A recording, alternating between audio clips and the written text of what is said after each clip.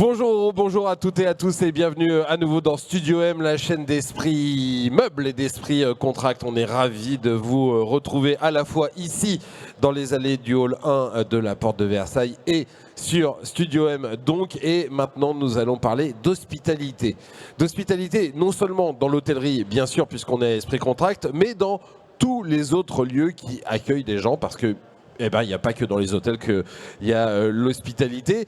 Mais dans le monde de l'hôtellerie aussi, on s'est transformé en lieu d'accueil, en lieu où parfois on ne vient pas dormir, mais on vient juste boire un verre, on vient travailler, on vient déjeuner ou dîner. Alors comment on conçoit cette fonction qui a peut-être été laissée pour compte dans beaucoup de lieux? C'est ce que l'on va voir avec les deux invités du jour. Sabine Atride, bonjour.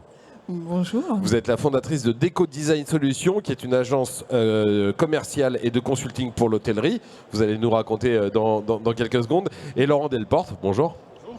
Vous êtes expert en création de lieux, en hospitalité et en hôtellerie de luxe, parce que quand même, il y a de l'hôtellerie de luxe dans tout ça.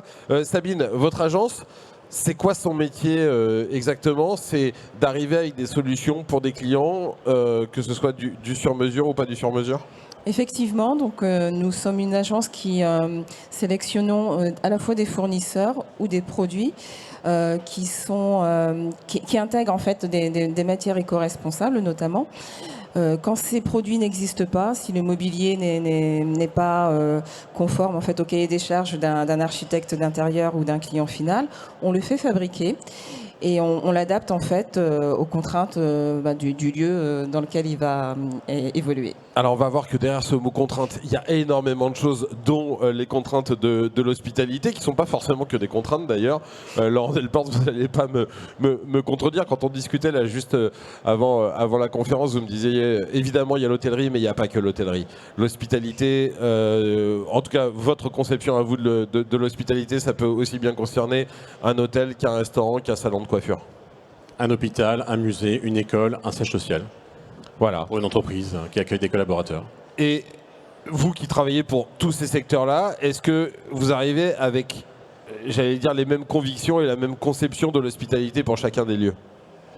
Pour moi, l'hospitalité, c'est l'hospitalité généreuse. Et la générosité vient dans la compréhension de l'autre, dans l'accueil de l'autre. C'était ça l'hospitalité à l'époque. Qui es-tu toi étranger? Moi, j'arrive des montagnes du Nord, j'arrive dans le village. De quoi as-tu besoin? Du gîte et du couvert. Donc à partir du moment que je trouvais un lieu pour dormir et pour manger, je l'accueillais, il n'était plus étranger, c'était mon hôte, et mon hôte, je le protégeais au sein du village, et chacun savait qui c'était. Et c'est ça l'accueil. Et aujourd'hui, on ne se pose plus cette question. Quand je viens dans un hôpital, dans un EHPAD, comment je suis accueilli? Et puis l'accueil, c'est la générosité, mais c'est aussi la création de souvenirs, d'une expérience. Donc comment je fais pour créer du lien entre le lieu et la personne que l'on accueille, mais aussi entre les gens qui sont là. Et ça aussi, je pense que c'est un point très important, parce que c'est ça qui rend les choses mémorables. Je me souviens parce que j'ai eu tel sourire, telle rencontre. Ça veut dire que, évidemment, il y a l'atmosphère du lieu, la façon dont il est décoré, la façon dont il est meublé, on va revenir aux usages. Ça veut dire que dans votre métier à vous, il y a aussi la façon dont le personnel va accueillir les gens, va leur dire bonjour, dont ils vont être habillés, ça va jusque-là, jusque dans ces détails-là? Le lieu... L'hospitalité, c'est un lieu, un bâtiment, un lieu, ça peut être une voiture, quand on accueille, quand on est chauffeur et qu'on accueille quelqu'un. C'est un lieu, donc on le définit.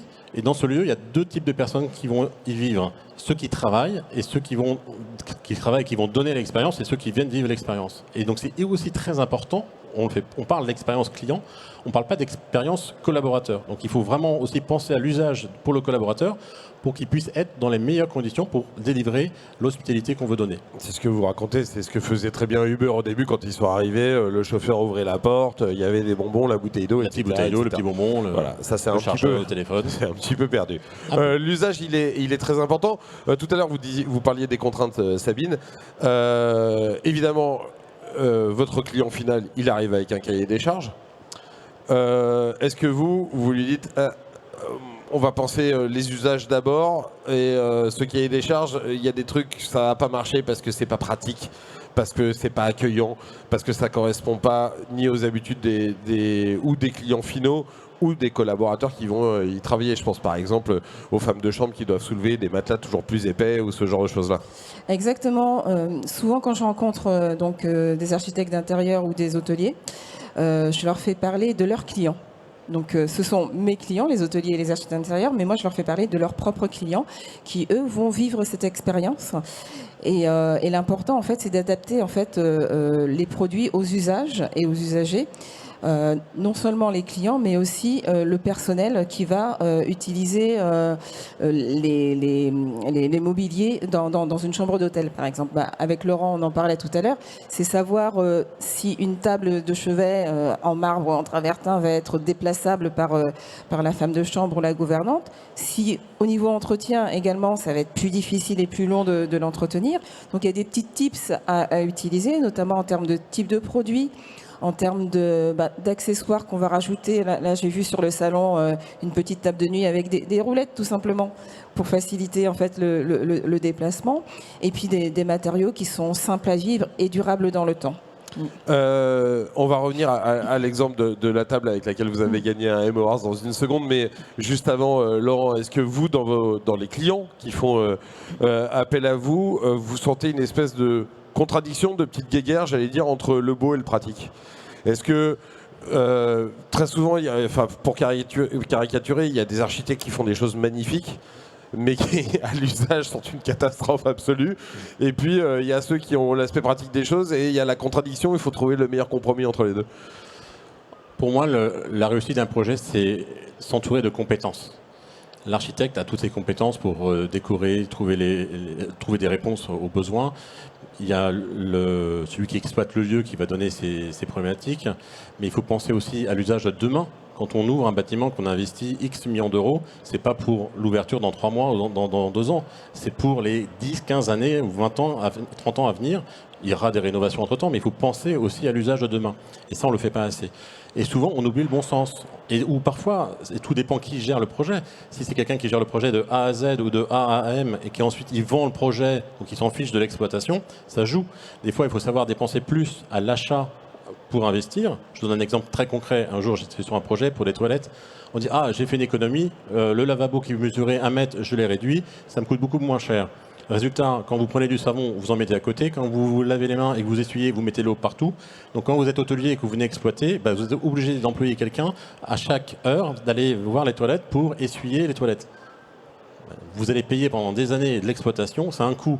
Donc l'économie de 2 ou 3 000 euros sur ce lavabo n'a aucun sens au départ. Donc c'est là le bon sens. En quelques mots, elle est gommée si on doit employer quelqu'un. Autre exemple du bon sens, donc cette table qui est faite en bouteille de shampoing recyclée avec laquelle vous avez gagné un Emma Awards il y a quelques jours ici à Esprit Meuble, on en a discuté après, vous m'avez dit dans le processus industriel, alors l'idée elle est géniale, le processus industriel ça a été très compliqué justement parce qu'il y avait cette contrainte d'usage.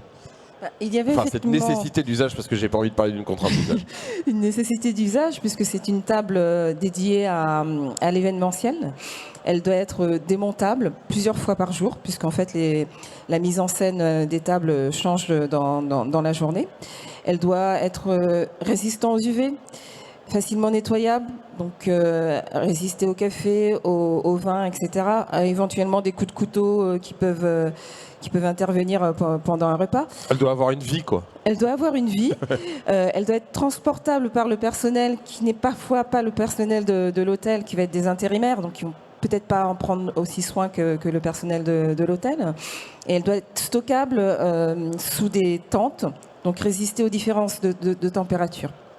Donc on a étudié en fait tous ces petits points. Et mis bout à bout, en fait, on a réalisé donc notamment un plateau avec ces bouteilles de shampoing recyclées qui est résistant aux UV, facilement transportable. On a réduit le poids, on a décaissé en fait l'intérieur du plateau.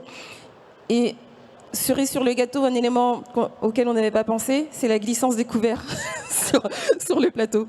Quand vous positionnez les couverts, en fait, ils glissaient au début. On a dû étudier un ponçage spécifique pour qu'il y ait une petite accroche en fait des couverts sur la table. Et puis ce que vous me disiez, c'est qu'au début, les industriels ils vous proposaient des plateaux de 80 kg et vous leur disiez bah non, c'est pas possible parce que 80 kg, personne ne peut les transporter. Personne ne peut les transporter. Il faut imaginer que ce soit une femme et un homme qui transportent. Voilà, ça peut être plusieurs configurations de personnes qui vont manipuler cette table. Donc on a besoin en fait de s'adapter aux usagers, donc avoir quelque chose de beau et de design, mais aussi aux personnes qui vont l'utiliser au quotidien pour mettre en scène en fait ces tables. Alors Laurent, quand on met tout ça bout à bout, comment on fait pour que quand on rentre dans un bâtiment, quel qu'il soit, on perçoive immédiatement l'atmosphère que la personne qui gère le lieu ou qui est propriétaire du lieu a voulu créer? On discutait juste avant là, des immeubles avec des marques de voitures aux États-Unis qui n'ont juste que la marque de voiture, mais il n'y a rien de la marque de voiture. Comment on fait pour que tout ça soit en adéquation et qu'il y ait une logique que quand je rentre, on parlait de l'immeuble Mercedes à Miami, j'ai l'impression d'être dans un immeuble Mercedes et pas simplement juste dans un immeuble avec où Mercedes a mis son logo, quoi. Ça, c'est l'importance du brief au départ. C'est-à-dire, avant d'aller voir l'architecte, c'est d'aller se dire quelle expérience que je vais mettre en place. Et pour chaque sujet, si on prend l'exemple d'une marque de voiture, mais on pourrait aussi prendre un exemple de plein d'autres entreprises. Il y a des grands couturiers qui construisent des immeubles en Asie, par exemple. Comment je choisis les matériaux pour faire ma voiture, comment je choisis les revêtements, quelle est la technologie que je mets en place. Quelque part, quand je vais mettre une cuisine en place, comment je l'organise par rapport à mon image de marque, par rapport à mes valeurs de marque, par rapport à l'usage. Là aussi, on ne parle pas assez de ça. On voit aujourd'hui des projets de construction. Bon, et l'hôtellerie a eu le même problème. On fait des espaces. Je fais un espace pour 80 mètres carrés, pour 120 mètres carrés. C'est la même peinture, c'est le même bois au sol, etc. Non, quel est l'usage? Si je fais un appartement de 3 pièces à qui je vais le vendre, c'est plutôt un jeune couple. Le jeune couple va rester a priori peut-être une dizaine d'années, va avoir un enfant, 2 enfants. Quel est l'usage quand on a un enfant? La salle de bain devient un lieu très important quand on a un bébé. Comment je vais l'organiser? Et si je suis bien dans mon appartement, je vais rester. Ce que l'on voit dans ces projets aux États-Unis, par exemple, les gens achètent un appartement. Bah oui, ça fait bien d'acheter telle marque et je suis dans mon appartement et dans la résidence de telle et telle marque, mais ils ne restent pas parce que finalement leur usage ne convient pas. Si je suis un couple de 55 ans qui me dit tiens, on va acheter un appartement avec 2 chambres pour que je puisse accueillir des amis et nous séjourner, donc c'est un pied-à-terre par exemple, c'est pas le même usage qu'un jeune qui va arriver. Donc c'est penser à déterminer l'expérience client dans tous les sens. Récemment, j'étais dans un hôtel, on parlait donc à la table de nuit. Le propriétaire n'était pas content parce qu'il me dit, vous vous rendez compte, j'ai celui qui a investi le plus d'argent dans la rénovation sur telle année. Écoutez monsieur, je vais être très clair avec vous, j'ai besoin de charger mon téléphone au bord du lit. Le lit est magnifique, il fait 2,50 m. À chaque fois, il faut que j'aille d'un côté ou de l'autre pour avoir accès sur le côté. Et en plus, je me suis aperçu qu'il n'y a pas de prise au niveau du lit, donc je dois me lever. En plus, les prises sont en dessous d'une table de nuit qui est très imposante. Et comme j'ai réussi à la retirer, j'ai vu toute la poussière qu'il y avait derrière parce que, évidemment, le collaborateur n'a pas la possibilité de vraiment nettoyer. Et on ne pense pas à tous les détails. Et l'hospitalité, c'est une succession de détails de la façon que je vais me laver les dents, que je prends ma douche, que je vais prendre soin de mes pieds, de ma tête, de la façon que je vais dormir sur le côté, sur le ventre, la façon que je vais prendre mon café dans la chambre, la façon que je vais prendre mon ordinateur, la façon que je vais m'amuser, où je vais travailler. C'est une succession de détails. Moi, je suis ravi parce que c'est un sujet pour lequel je milite depuis très longtemps, les prises. Ça fait 2 fois qu'on en parle aujourd'hui dans deux trucs différents. Le sujet des prises, c'est un irritant absolu dans n'importe quel endroit où l'on puisse... J'ai vu un hôtel Palace à Paris, au moment de l'ouverture, devoir retirer une prise d'une lampe qui faisait partie de la décoration pour que je puisse charger mon ordinateur. Et quand on va dans un bar d'hôtel, pouvoir avoir accès à une prise pour son téléphone, son ordinateur, c'est un minimum. Et c'est pas compliqué à l'époque de penser qu'on peut mettre des prises au sol. Enfin, voilà, penser l'usage. C'est un peu la base. Il y a évidemment penser l'usage. Il y a créer des lieux où les gens qui vont vivre à l'intérieur se sentent bien.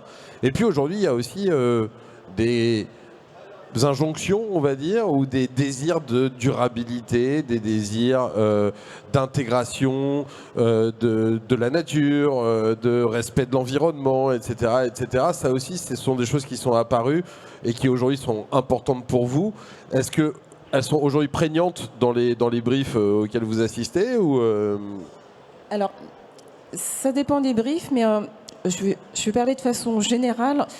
Le client y songe, mais n'a pas toujours en fait les éléments pour les intégrer initialement dans le projet, en fait, dans l'avant-projet. En ce moment, c'est plutôt j'ai un budget, je veux du design, je veux tel type de mobilier. Cerise sur le gâteau, si c'est éco-responsable, tant mieux. Nous, on essaye de faire de la pédagogie, en fait, pour leur expliquer que si vous réfléchissez en fait à cet élément d'éco-responsabilité en amont du projet, on peut intégrer en fait des éléments, des matériaux, des pratiques peut-être dans l'usage en fait de l'hôtel ou de la chambre, qui vont vous permettre en fait de rendre votre mobilier ou votre hôtel le plus éco-responsable possible. Le plus en amont c'est pensé, le moins cher ça va coûter déjà, et le plus facile ce sera possible de l'intégrer dans le projet. Et c'est quelque chose à laquelle les clients sont sensibles et pour lesquels ils sont capables de faire quelques pas. Je m'explique. On parlait aussi juste avant des fontaines à eau maintenant dans les hôtels. Plutôt que de mettre une bouteille d'eau en plastique, horreur, en verre parfois, mais c'est pas tellement mieux. Il y a plein d'hôtels qui mettent un distributeur d'eau, soit à la sortie de l'ascenseur, soit dans le lobby, etc., où on peut aller se servir. Et même dans les hôtels de luxe, maintenant ça se voit. Ça veut dire que ils ont compris que le client était prêt à payer ce prix-là pour que ce soit un tout petit peu plus durable. Oui, moi j'ai compris ça. Un jour j'étais au théâtre à Nantes et on ne pouvait pas rentrer avec sa gourde. Et j'ai vu une centaine de gourdes posées par terre. Alors là je me dis tiens, en termes de lieu, on pourrait imaginer aussi créer un accueil pour les gourdes. Investir à gourde. Mais si on fait ça, c'est que le client aujourd'hui a ça. En 2012, j'ai un hôtel à Bora Bora qui m'annonce 380 000 bouteilles d'eau à l'année. Bora Bora, c'est pas en France, hein, donc ça part, je ne sais où. Et je leur avais dit mettez des gourdes. Ah mais non, ça ne se fait pas. En fait, aujourd'hui, le monde avance quand vous faites de la pédagogie. Donc, un hôtelier, vous savez, on a tous cette image du chef. On va au restaurant, chef, qu'est-ce que je dois manger? Voilà, le chef arrive, il faut goûter ça, prenez ça. Et vous, en général, vous allez écouter le chef. Et je dis souvent, directeur d'hôtel, c'est la même chose pour vous. Expliquez les choses. Vous êtes à Bora Bora, ou même aujourd'hui en France, la protection de la nature est importante. Chez nous, on fait ça comme ça. Et quand vous expliquez les choses avec sens, le client comprend. Et ça, c'est vraiment important de le rappeler. Et en termes de développement durable, il y a un point qui est juste normal. Il faut protéger la nature. Mais qui fait partie de la nature? Nous faisons partie de la nature. Donc égoïstement, protéger la nature, c'est se protéger soi-même. Et qu'il faut aussi arrêter de parler de culpabiliser le client en disant il faut faire des économies sur ci, cela. Non, parlons du bénéfice de ce que ça apporte. Et ça apporte des choses. Et c'est ça qu'il faut mettre en avant. Et effectivement, on voit bien, moi en 2016, j'avais mis en place cette idée dans une chambre du futur qu'on pourrait consommer de l'eau filtrée, et donc correcte, sans aucun doute, quel que soit le pays où on est. Bon, bah, ça y est, ça se met en place. Mais il s'est passé déjà presque une dizaine d'années. Hier soir, on parlait de la fin des minibars dans les chambres d'hôtel, ou peut-être du retour du minibar. Et je disais, il y a quand même des hôtels où ils ont conservé le minibar et où maintenant il y a une bouteille d'eau. Oui, et alors, une autre démarche très intéressante, où on revient au bon sens et à l'essentiel, c'est à l'étranger. Par mesure d'économie, il y a un endroit où il y a effectivement des frigidaires, des congélateurs dont on a besoin. Ils créent de la glace et chaque matin, on vous apporte un bâton de glace dans une... vous avez aidé à me retrouver le nom, une boîte à congèle, je sais pas. Ouais. Et dedans, on met les boissons et toute la journée, le client a des boissons fraîches dans sa chambre. Et on a supprimé le minibar. Et on a des boissons fraîches. Il y a des solutions pour tout. Et puis, est-ce qu'à la fin, c'est pas ça dont on parle, Sabine? C'est-à-dire que l'histoire de la glacière et des boissons fraîches dans la glacière, est-ce qu'à la fin, quand on ressort de l'hôtel, on dit pas à ses amis je suis allé dans un hôtel, c'était super, et tu sais, ils font un truc génial, c'est qu'il y a des glacières avec... C'est aussi ça, créer de l'expérience? Oui, c'est créer de l'expérience, créer un souvenir qu'on va partager ensuite quand on va rentrer chez soi. Et puis je dirais même dans la continuité de ce que tu disais, Laurent, c'est d'avoir, de faire en sorte que le client devienne acteur en fait de son expérience et de la part d'éco-responsabilité qu'il va avoir dans l'expérience client. Si le client est acteur, s'il a sa gourde et que lui aussi il participe à cette économie dans l'expérience client, il va la partager et ça va être prendre encore plus d'ampleur en fait par la suite dans les autres établissements. J'ai un autre exemple aussi important, en fait, c'est le bon sens. Pourquoi on va à l'hôtel? On a oublié. C'est pour dormir. Alors, la première vocation. pour bien dormir, il faut bien s'endormir. Et la nature nous a donné tout pour faire ça. Mon deuxième combat, je le sens arriver. Et la nature, le soleil bascule, il y a une partie pénombre, etc. Comment on recrée cette atmosphère dans la chambre? Et moi j'ai des expériences parfois fâcheuses. Vous arrivez, il y a un détecteur de présence et d'incendie au-dessus de votre tête. Le couloir qui reste allumé. Le couloir qui reste allumé, vous retournez. Oui, parce qu'évidemment, parce que pour faire des économies, on a supprimé, vous savez, la deuxième porte. On rentrait dans une chambre, il y avait un petit couloir, une porte, et il y avait la chambre. On a retiré cette porte qui économisait le bruit et la lumière de l'extérieur. Et ensuite, vous retournez, là, en face, il y a la télé avec un petit écran. Ouais, c'est bien d'avoir l'heure, oui, ça vous éclaire pour dormir. À côté, il y a la machine à café qui vous éclaire aussi. À un moment donné, quand est-ce qu'on sait que pour bien dormir, il faut être dans le noir complet? Par exemple, les compagnies aériennes, quand elles viennent choisir un hôtel, c'est un enjeu. Si le capitaine ne peut pas dormir, parce qu'on a le droit de vouloir dormir à 14h de l'après-midi, je ferme les volets, je ferme les rideaux, je dois être dans le noir complet. Donc oui, aller chercher les codes de la nature et les remettre dans la chambre, c'est aussi ça, l'expérience client, le bon souvenir, et qu'on va vivre une expérience sympathique et correcte qui nous ressource, parce qu'on vient dans un hôtel quelque part pour repartir mieux dans l'état que je suis arrivé. Mon deuxième cheval de bataille, la lumière dans les hôtels et les rideaux occultants, s'il vous plaît. Enfin bon, voilà, c'est vraiment un truc. Et vous avez raison, quand on voyage pour le boulot et qu'on se retrouve dans les chambres d'hôtel où tout est éclairé tout le temps et tout, c'est réellement insupportable. J'ai juste une dernière question pour vous deux. En quoi l'hôtellerie, et notamment l'hôtellerie premium ou l'hôtellerie de luxe, devient un modèle d'hospitalité pour tous les autres secteurs dont on a parlé, Laurent? Est-ce que c'est vraiment ça qui est moteur? Est-ce que ça peut être le modèle? Et est-ce qu'il faut que ce soit le modèle d'ailleurs?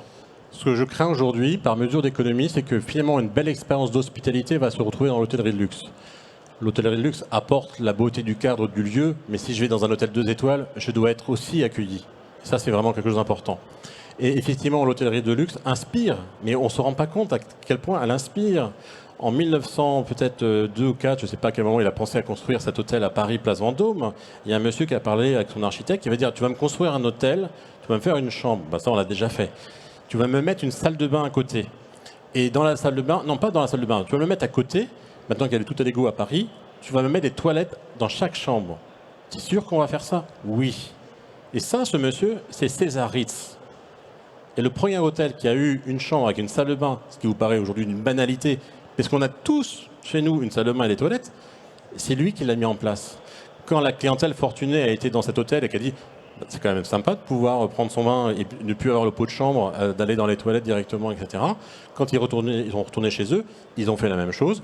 Et tout ce qui se fait dans le luxe, au départ, est très cher. À un moment donné, ça se multiplie partout et ça change la vie de tout le monde. Donc oui, l'hôtellerie de luxe a toujours inspiré le monde et continuera à le faire, puisqu'il n'y a pas de limite de budget quelque part au départ. Et ensuite, plus c'est mis en place, plus c'est accepté, plus ça se démocratise.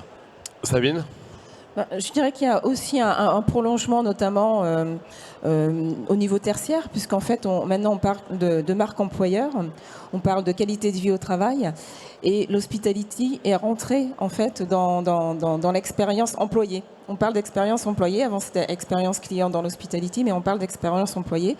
Ce qui fait qu'en fait, dans les bureaux, on amène de l'hospitality, on amène du confort, on amène du service. Et ce sont des codes qui sont déclinés en fait de l'hôtellerie et qui sont ramenés dans d'autres secteurs d'activité. Ça peut être la santé aussi pour des résidents d'un EHPAD, pour les résidents d'une résidence senior. On va apporter aussi de l'hospitality. Moi, j'ai en tête une très grande entreprise française qui a une tour à la Défense. Et au dernier étage de la tour, il y a un salon de coiffure, il y a un kiné, il y a tout ça. Et quand j'ai dit mais pourquoi il y a ça, il dit parce que sinon les gens ils viennent pas au bureau, ils préfèrent rester chez eux en télétravail. Finalement, c'est ça l'hospitalité, c'est aussi donner envie. J'ai accompagné des entreprises qui ont dépensé 80 millions d'euros dans un siège social et pour 800 personnes. Et en fait, il y a 200, 400 personnes qui viennent travailler chaque jour. Donc comment fait-on pour faire revenir les gens, même si on autorise le télétravail? Il faut bien recréer des conditions où c'est plus agréable de venir au travail que de rester chez soi. Et c'est l'hospitalité qui va permettre de faire cela. Voilà, c'est absolument passionnant et vous en parlez extrêmement bien tous les deux. Merci beaucoup Sabine, merci beaucoup Laurent d'avoir été avec nous. Merci beaucoup à vous qui êtes là dans la salle et à vous derrière les caméras qui nous avez regardé. Je vous souhaite une excellente journée. Il y a encore quelques heures ici à Esprit Meuble et à Esprit Contract si vous voulez venir. Et puis nous on est là toute l'après-midi sur Studio M pour d'autres conférences. À tout à l'heure, salut.